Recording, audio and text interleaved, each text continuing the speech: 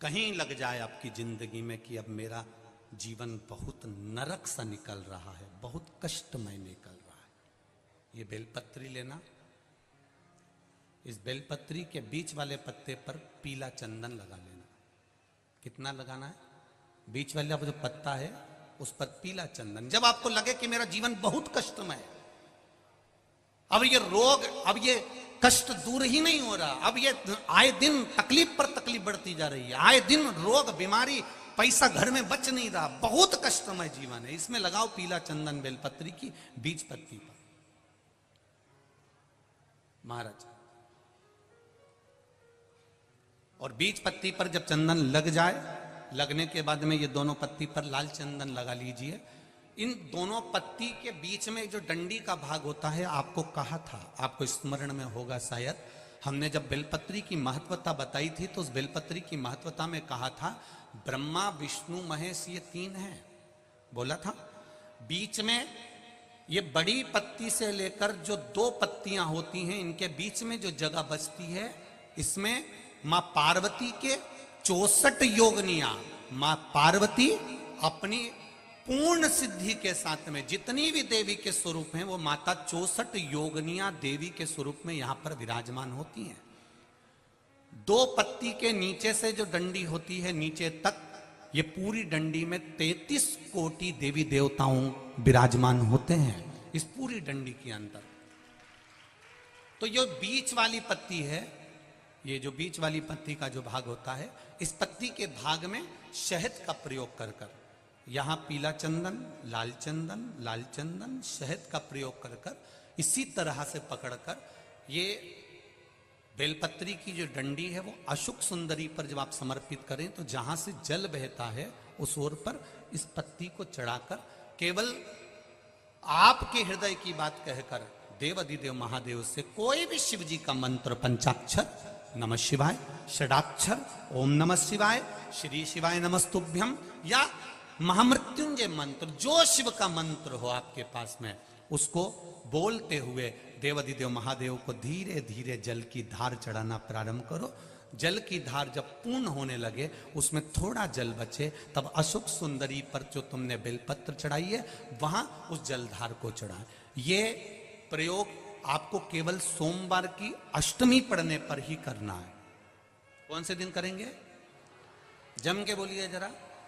सोमवार की अष्टमी पढ़ने पर यह प्रयोग करें और जल चढ़ाकर बाबा से विनती कर कर उसी बेलपत्र को वापस उठाकर कहीं जलाशय में या किसी पेड़ के नीचे विसर्जन कर दें और एक लोटा जल वहां भी चढ़ा दें। बस निवेदन कर कर आ जाइए, मेरा बाबा 3 माह के अंदर हाथ जरूर पकड़ेगा और आपको दलदल से बाहर निकाल देगा। भविष्य पुराण कर रही है। अगर घर का बुजुर्ग, घर के बूढ़े, घर के पितृ जो चले गए, सपने में दिख रहा है, और कहां दिख रहा है?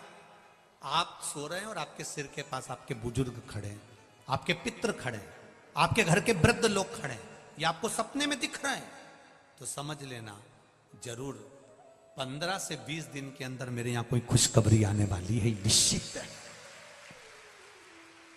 कोई खुशखबरी मिलने वाली है।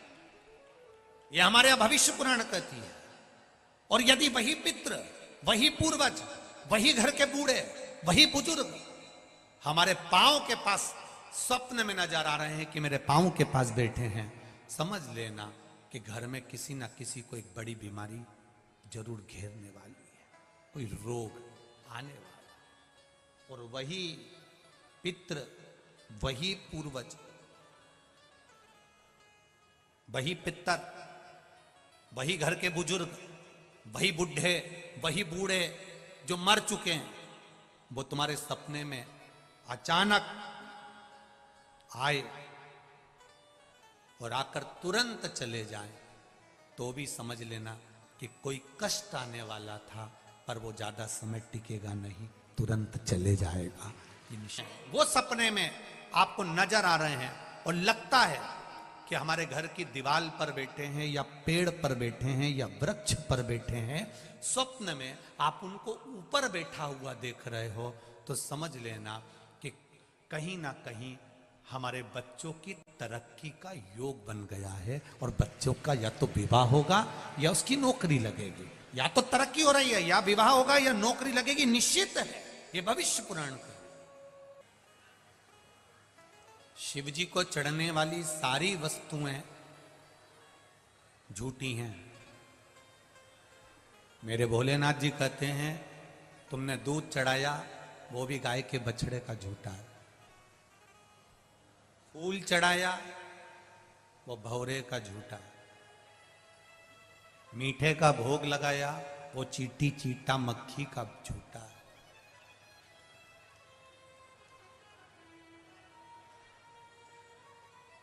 सब झूठा। जल चढ़ाया वो मछली का झूठा है। जितनी भी वस्तु हम भगवान शंकर को दे रहे हैं वो सब झूठी है। शिव जी कहते हैं ये सारी वस्तुएं झूठी है। ये ब्रह्मा जी भी कह रहे हैं भगवान विष्णु को, भगवान नारायण से कह रहे हैं ब्रह्मदेव कि शंकर भगवान को जो भी चढ़ा वो सब झूठा है, शिव जी को जो चढ़ा वो झूठा है। इसके बाद भी शंकर भगवान राजी रहते हैं अपने भक्तों से। शिव जी उसके बाद भी राजी रहते हैं अपने भक्तों से। उसका कारण क्या है? शिव महापुराण कहती है उसका केवल एक कारण है।